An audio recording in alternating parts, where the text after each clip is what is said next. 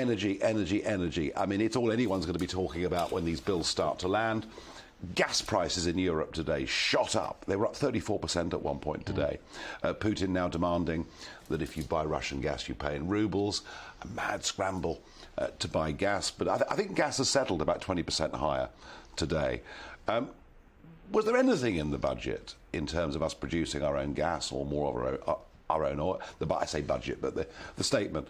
I mean, it seemed to me that perhaps a few more wind farms are going to get built, but there isn't really a change of strategy, is there? I think we're expecting a major statement on energy next week, and I think clearly there was an argument this shouldn't preempt. Is that the one Boris Johnson told us we'd get last week? Yes, and this is always the problem with these things. But it will come. I don't think there's any doubt. There's been very serious discussions because many of these things were happening before the Ukrainian invasion. Power prices, and particularly the international gas price, was already going up. Nothing like we've seen over the last couple of months, sadly, or month or so. But this was all something which was a big wake-up call, rather like the oil shock of the 1970s. From time to time, we get these times when we're shaken up to think, at that stage, being so dependent on oil from the OPEC countries was leaving us vulnerable to major changes. And that's what I think we were already seeing today, of course, massively accelerated by the Ukrainian crisis. And nuclear. I mean, it seems that the Prime Minister now has the sort of convert's zeal for nuclear, but none of that's going to come on stream, is it, until, what, 2030? Well, there's Hinkley Point C, of course, which we expect to come online in 2026, 27. But others are closing too. But indeed, that's right, yes. But by the end of this decade, we will only have the single Sizewell B alongside Hinkley C. So we do need to move on that. Many of us have been arguing we should have been doing that for many years. There is a real sea change towards nuclear, I think, going on. The Belgians, for example, who had took a decision to phase out all their nuclear plants by 2025, have just gone back on that, and 2 of them have got an extension until 2035. Germany, remains the one that's out of line, but France is talking about new plants, and many other countries are as well. But as you say, the best time to do this would have been 20 years ago. No, I mean, the second best time is now. But it is. We're talking. I mean, is it 6, 7, 8 years more to get a nuclear plant? Yes. If you've got Sizewell C, for example, which is the next one we would build in the UK, if we can move all the kit over from Hinkley Point to Sizewell in a timely fashion, then all of the expertise is very, very fresh because they're building it at this moment. And you might hope that really pushing it, we could see a Sizewell C online 2028, 2029. That's really, really pushing it. But that's still a long time in the future. 2022 right now. Exactly. Now, we've said we're going to phase out the buying of oil from Russia by the end of this year. Now we learn that at least 20%, and it could be as high as 40% of the diesel that gets put into the 18.9 million diesel cars is, of course, refined in Russia, because they've all left here because it's too expensive to do it in this country. Are we facing a diesel crisis? Well, yes, and again, this is something we're already talking about, moving out of diesels and diesel cars to be made illegal, or not, new diesel cars to be phased out by 2030, if I remember correctly. This has pushed us further in that direction. We're already seeing a 10p differential between petrol and diesel at the pumps. One suspects that will go further. The UK is actually not too dependent on either oil or gas from Russia. We only get about 5% of our imports. Most of our imports come from Norway, but of course we are affected by any price changes that go on in the rest of Europe. Funny, isn't it? The government told us a few years ago we should all get diesel. It was better for the environment, so it does make one a little bit suspicious. So you think this big statement comes fairly shortly. It'll be pro-nuclear.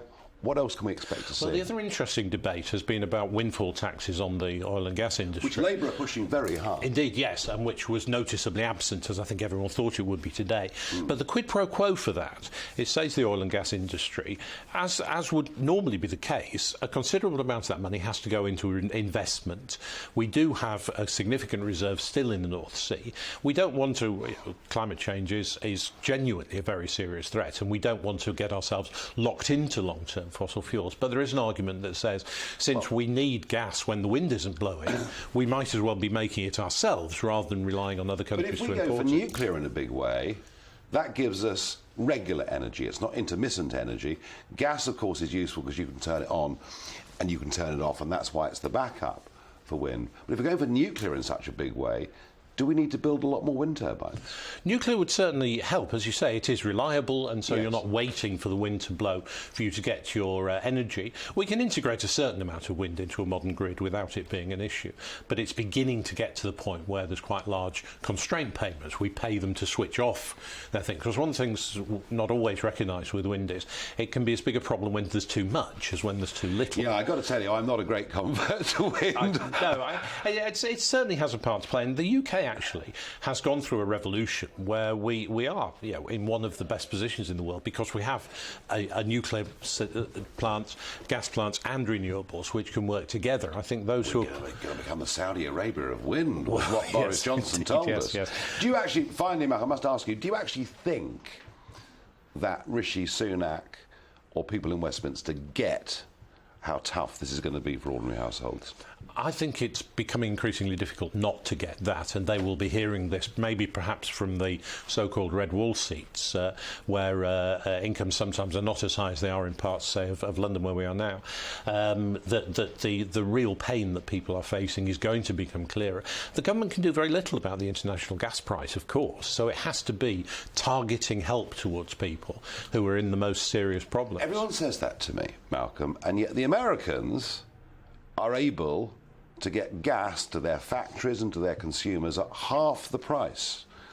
So, yeah, and of actually, course, if you're producing stuff domestically, you're producing it onshore, it's much cheaper than offshore. Surely there's a way we can get the price down.